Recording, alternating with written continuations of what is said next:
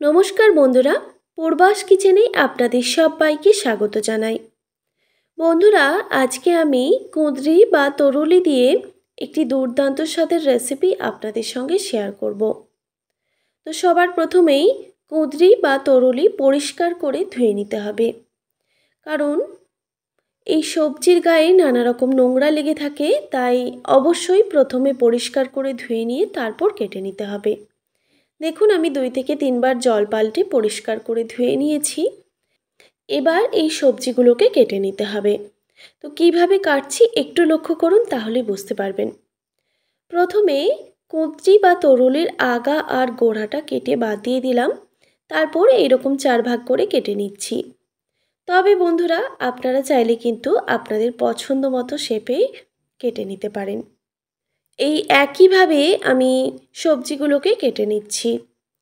তো আপনাদের দেখিয়ে দিই, একটা কুঁদরি এই রকম ছিল, মানে হালকা একটু লালচে রং ধরেছে। তবে এর থেকে খুব বেশি পাকা হলে কিন্তু সেই সবজিটা রেসিপিতে লাগবে না। সেই সবজিগুলো অবশ্যই ফেলে দেওয়ার চেষ্টা করবেন, কারণ সেই কুঁদরি বা তরুলি পেকে গেলে রান্না করলে সেটা একটু টক লাগে। তো দেখুন, সব কুঁদরি বা তরুলি আমি কেটে নিয়েছি। আমি যেহেতু আগেই 2 থেকে 3 বার জল পাল্টে পরিষ্কার করে ধুয়ে রেখেছিলাম, তাই আর ধোয়ার প্রয়োজন নেই। এবার একটি কড়াইতে দিয়ে দিচ্ছি পর্যাপ্ত পরিমাণে সর্ষের তেল। তারপর তেলটা গরম হয়ে গেলে এখানে আমি দিয়ে দিচ্ছি 1 টিস্পুন মতো গোটা জিরে বা সাদা জিরে। এরপর দিয়ে দিলাম কালো সর্ষে 1 টিস্পুন মতো। এবার ফোড়নটাকে খুব ভালোভাবে ভেজে নিতে হবে।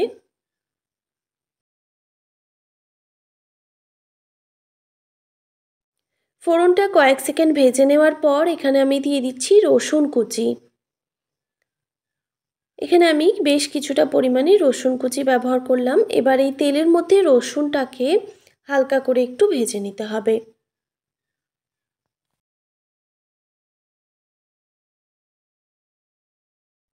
বেশ কিছুক্ষণ নাড়াচাড়া করে নেওয়ার পর দেখুন রসুনটা ভাজা হয়ে গেছে। এবার এখানে আমি অ্যাড করব আলু। আমি এখানে একটা বড় সাইজের আলু এই রকম সাইজে কেটে নিয়েছিলাম। তারপর পরিষ্কার করে ধুয়ে রেখেছিলাম। এবার আলুগুলোকে গ্যাসের ফ্লেমটা হাই রেখে একটু ভেজে নিতে হবে।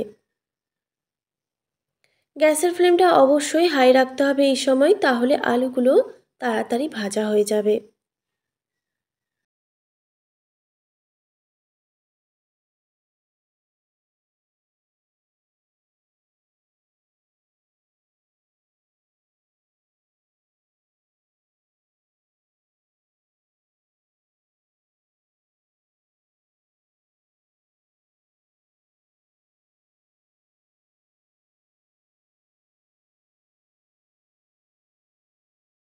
গ্যাসের ফ্লেমটা হাই রেখে আমি 1-2 মিনিট মতো আলুগুলোকে ভেজে নিয়েছি। দেখুন আলুগুলো কিন্তু ওপর থেকে হালকা একটু ভাজা হয়ে গেছে। এবার এখানে আমি দিয়ে দিচ্ছি পেঁয়াজ কুচি। আমি এখানে দুটো মিডিয়াম সাইজের পেঁয়াজ এই রকম বড় বড় সাইজে কেটে রেখেছিলাম, সেটা দিয়ে দিলাম। একটু বড় করে পেঁয়াজটাই কেটে নেওয়ার চেষ্টা করবেন, কারণ পেঁয়াজটা এই এই সময় ব্যবহার করলে খুব মিহি করে কাটলে কিন্তু পেঁয়াজটা গলে যেতে পারে, তাই একটু বড় সাইজে কেটে নেওয়ার চেষ্টা করবেন। পেঁয়াজটা দেওয়ার পর আবারও গ্যাসের ফ্লেমটা হাই রেখে বেশ কিছুক্ষণ নাড়াচাড়া করে আলু আর পেঁয়াজ একসঙ্গে ভেজে নিতে হবে।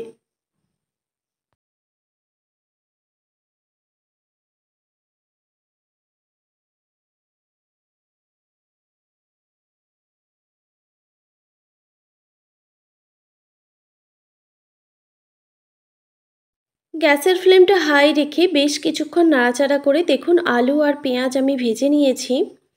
আলু আর পেঁয়াজের মধ্যে কিন্তু হালকা একটা কালার এসে গেছে। এবার এখানে আমি কেটে রাখা কুঁদরি বা তরুলি দিয়ে দিচ্ছি।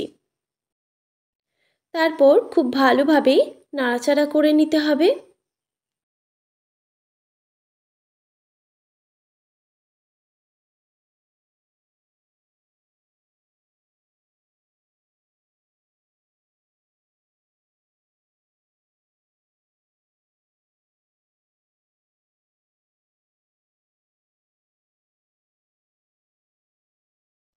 ভালোভাবে নাড়াচাড়া হয়ে গেলে এখানে আমি কিছু মশলা অ্যাড করছি। দিয়ে দিচ্ছি স্বাদ মতো নুন, হলুদের গুঁড়ো 1 টিস্পুন, আর দিয়ে দিচ্ছি ঝালের জন্য 1 টিস্পুন মতো শুকনো লঙ্কার গুঁড়ো। তবে বন্ধুরা, ঝালটা আপনারা অবশ্যই কম বেশি করে নিতে পারেন। মশলাগুলো দেওয়ার পর খুব ভালোভাবে আবারও নাড়াচাড়া করে দিতে হবে।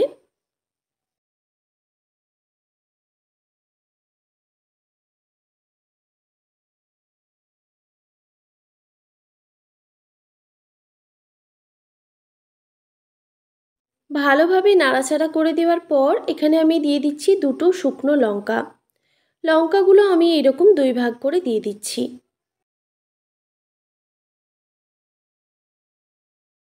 তারপর আবারও খুব ভালোভাবে নাড়াচাড়া করে নিতে হবে। এবার গ্যাসের ফ্লেমটা একদম লোতে রেখে একটি ঢাকনা দিয়ে ঢেকে রেখে দিচ্ছি বেশ কিছুক্ষণের জন্য। বলতে পারেন 5 থেকে 6 মিনিটের জন্য। 5 মিনিট পর ঢাকাটা আমি সরিয়ে নিলাম। আমি মাঝে একবার ঢাকা সরিয়ে একটু নাড়াচাড়া করে দিয়েছিলাম, যাতে সবজিগুলো কড়াইতে লেগে না যায়। তো দেখুন, আবারও আমি ভালোভাবে মিক্স করে নিচ্ছি। আলুগুলো কিন্তু সেদ্ধ হয়ে গেছে, তবে কুঁদরি বা তরুলি এখনও পর্যন্ত একটু শক্ত রয়েছে।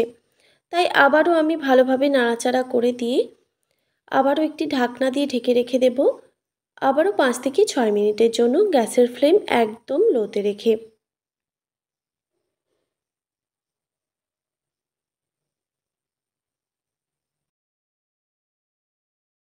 ওইদিকে সবজিটা সেদ্ধ হতে থাক, ততক্ষণে এইদিকে আমি একটা টমেটো নিয়েছি। দেখুন, টমেটোটা এবার কেটে নেব।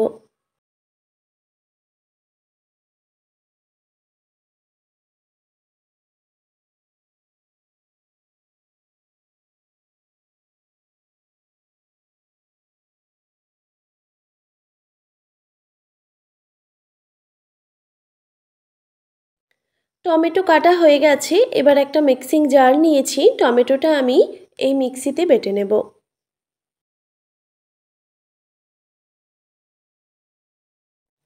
তো দেখতেই পাচ্ছেন টমেটোটা কিন্তু খুব ভালোভাবে বাটা হয়ে গেছে। তবে কোনো রকম জল ছাড়াই কিন্তু টমেটো বেটে নিতে হবে, কারণ টমেটোতে এক্সট্রা জল থাকে। তো এইদিকে দেখুন, ঢাকাটা আমি সরিয়ে দিচ্ছি। এবার যে টমেটোটা আমি মিক্সিতে বেটে নিয়েছিলাম সেটা এখানে দিয়ে দিচ্ছি। আর বন্ধুরা, এই রেসিপিতে কিন্তু আমি কোনো রকম জল ইউজ করব না। এই সবজির মধ্যে যে জলটা থাকে সেটা দিয়ে কিন্তু এই রেসিপিটা হয়ে যাবে। তো টমেটো দেওয়ার পর আবারও ভালোভাবে নাড়াচাড়া করে নিচ্ছি। দেখুন,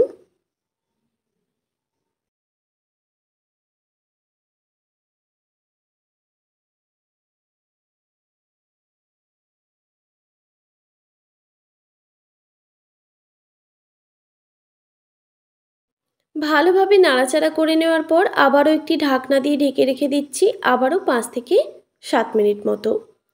5-7 মিনিট পর ঢাকাটা আমি সরিয়ে নিলাম। আর ঢাকাটা দেওয়ার সময় গ্যাসের ফ্লেম অবশ্যই একদম লোতে রেখেছিলাম। তো ঢাকাটা আমি সরিয়ে নিচ্ছি।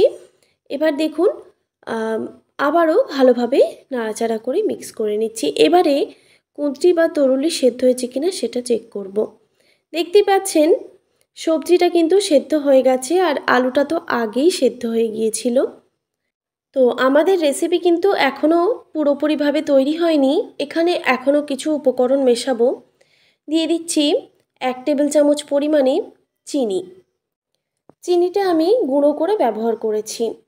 এবার এখানে আমি দিয়ে দিচ্ছি সামান্য একটু লেবুর রস, তবে খুবই সামান্য, এতে ফ্লেভারটা খুব ভালো আসবে। এরপর দিয়ে দিচ্ছি 1/2 টিস্পুন মতো গরম মশলার গুঁড়ো। এবার এই উপকরণগুলো দেওয়ার পর খুব ভালোভাবে মিক্স করে নিতে হবে।